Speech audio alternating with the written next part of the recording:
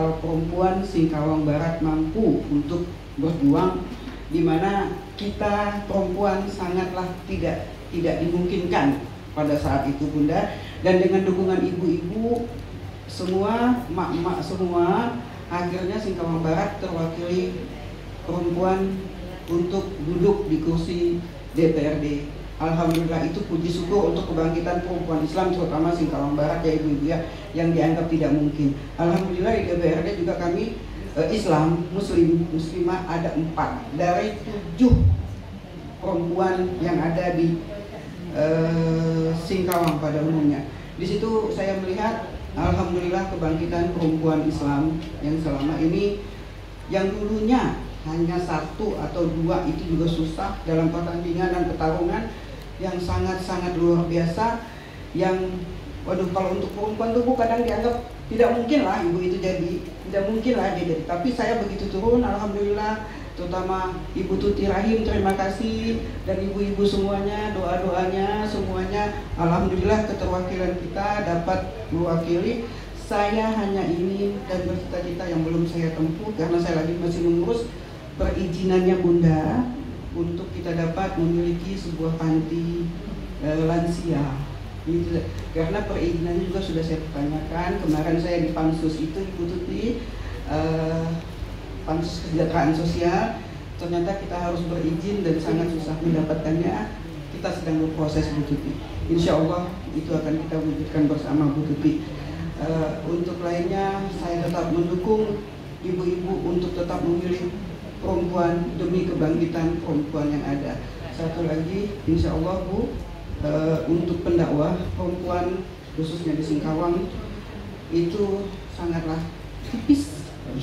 Hanya Bunda Satila, Bunda Sumiati yang itu insya Allah ke depan kita bangkitkan lagi daiyah yang ada di Kota Singkawang. Mungkin sekian dan terima kasih Bunda.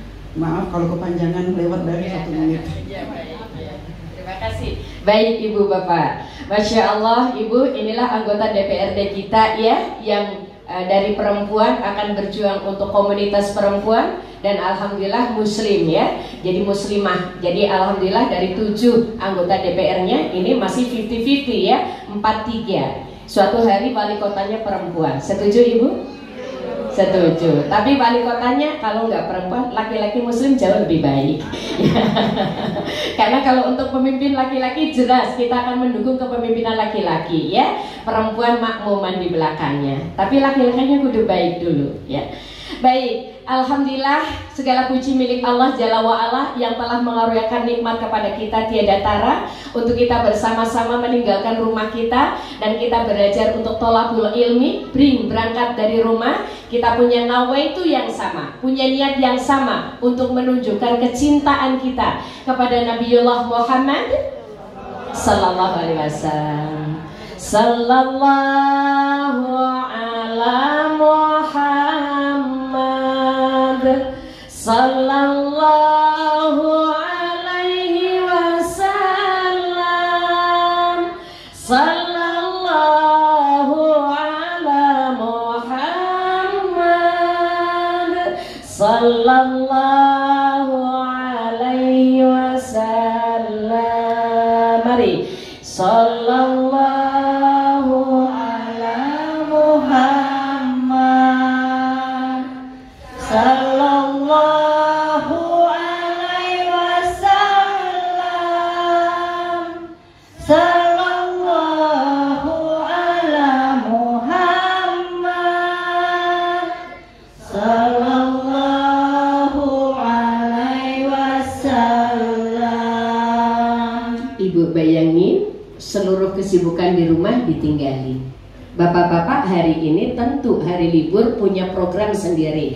Walaupun libur kita digeser, sudahlah saminawa atau enak Bu, ini liburnya 17 Agustus nggak bergeser, tapi kenapa Maulid bergeser? Sudahlah ya, kelak mereka kan bertanggung jawab di hadapan Allah Jalla wa'ala. Tapi saatnya memang kita harus segera merapatkan barisan, meluruskan shaf. Maka saya ingetin jamaah turunannya Palu Arin. Tentu muslim tidak boleh diam saja. Polisinya merapatkan barisan, memimpinnya secara pemimpinan Rasulullah Sallallahu Alaihi Wasallam. Maka kalau kita semuanya bergerak merapatkan barisan seperti shaf, luruskan shafnya, rapatkan barisannya, tidak berhenti pada saat sholat, tapi merapatkan barisan dalam sosial kemasyarakatan. Maka izin Bapak Ibu, tadi Pak Polisi sudah boleh saya bicara lantang. Jadi karena saya ini kader PII, pelajar Islam Indonesia yang sudah di training kepemimpinannya dari leadership basic training, latihan mental training, latihan advance training, coaching instruktur sampai menjadi instruktur, sudah terbiasa Bu dididik keras. Dan kami sudah terbiasa dididik tanpa APBD. Kami tidak pernah bicara SPD, tapi dakwah adalah panggilan setiap muslim dan muslimah. Maka tugas kewajiban kita menjadi muslim, pertama mendakwahkan diri sendiri, yang kedua anfusakum wa ahlikum naro. Allah berfirman, surah apa? At-Tahrim. Surah At-Tahrim surah keberapa? Nah kalau ngaji ntar bawa Quran ya. Kalau ngaji bawa Al-Quran. Selalu ibu kalau ngaji mesti di tas kita ada Al-Quran. Kita kan bolak-balik buka Al-Quran. Iya. Jadi umat Islam gak boleh ninggalin ini. Ini Allah. Ini akan menjadi petunjuk kita ke atas Shiratal Mustaqim yang menyelamatkan kita sampai kita menjumpai wajahnya Allah. Maka Quran ini sudah menjadi hati kita, darah daging kita, darah yang mengalir terus di dewan, darah mengalir Al-Quran. Ibu rumah tangga memimpin rumah tangga dengan Al-Quran, suami-suami memimpin istri dengan Al-Quran, membimbing anak dengan Al-Quran, RT-nya pada Al-Quran, polisinya dengan Al-Quran. Maka polisi nggak akan tega nyakiti rakyat. Betul tidak? Polisi itu akan jaga rakyat, jaga pengajian, ya. Jagain rakyat. Jangan sampai maaf Pak Polisi ya. Hari ini lagi trending viral tuh apa? Tagar jangan lapor polisi. Percuma lapor polisi. Ini PR buat Pak Polisi. Berarti ada yang salah. Ya. Karena yang lapor malah jadi tersangka. Betul tidak? Tapi bukan polisi yang di masjid ini. Bapak jangan, aduh kesel gua malah disinggung-singgung terus. Enggak, semuanya harus kita benahin yuk. Kenapa Indonesia centang perenang Bu? Bahkan maaf ini lagi trending viral dan lagi debat kusir. Tentang apa? Salah satu jalan di Jakarta akan diberi nama tokoh dari Turki, Kemal Anantatur. Masya Allah. Betul Bapak, Kemal Anantatur itu siapa? Memang dia itu pahlawan Turki, tapi dia tokoh liberal, tokoh yang anti terhadap Islam, tokoh sekularisme yang kemudian menjadikan Turki negara paling sekuler. Apa yang terjadi?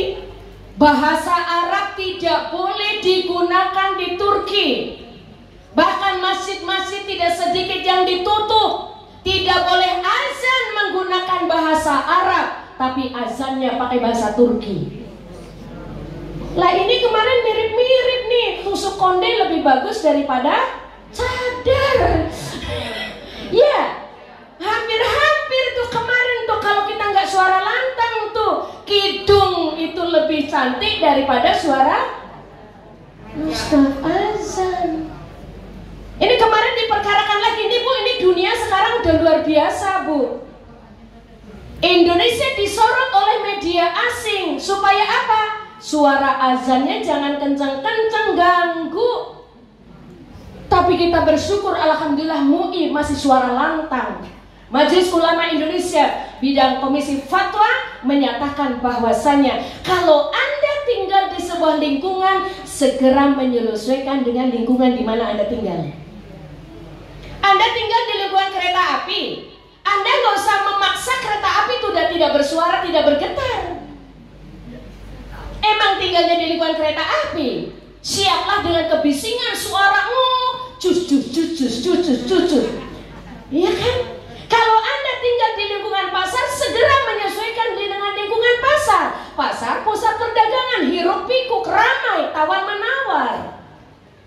Dan kalau Anda tinggal di lingkungan masjid, Anda sesuaikan, karena 5 waktu umat Islam harus diingatkan. Hayya 'alas shalah.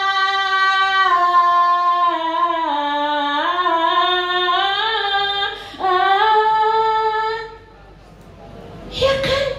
Hayya 'alal falah.